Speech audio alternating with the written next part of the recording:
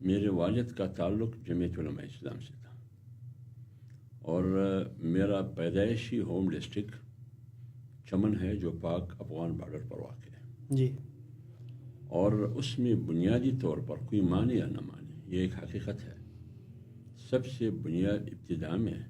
جمعیت علماء اسلام کی بنیاد اگر رکھی گئی ہے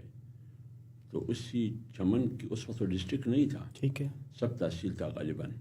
میرے والد کے توسط سے جمعیت علماء اسلام کی بنیاد رکھی گئی ہے۔ آپ نے نام سنا ہوگا جمعیت علماء اسلام کا پہلے مرکزی سیکرٹری اطلاعات بھی رہا ہے جی حافظ حسین احمد صاحب، جی، اس کے والد تھے اللہ تعالیٰ ان کی مغفرت کرے مولانا حافظ محمد صاحب،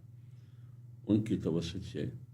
جماعت کی بنیاد رکھی گئی، تو میرے پیدائش ہی نہیں ہوئی تھی، جی، تو میرا والد جمعیت علماء اسلام سے ان کا تعلق تھا، اس وقت قیادت کر رہے تھے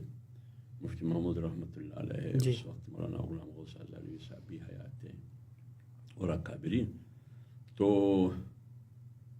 میں یہ کہہ سکتا ہوں کہ میرا تعلق جمعیت علماء اسلام سے جس کی قیادت مولانا فضل الرحمان صاحب کر رہے ہیں یہ میری پیدائش سے پہلے ہے، جی، تو اس لیے آپ اس کو بائی چوائس سمجھتے ہیں، آپ اس کو ایک فطرت سمجھتے ہیں، جو بھی نام آپ دیتے ہیں، میرا تعلق جو ایسے اس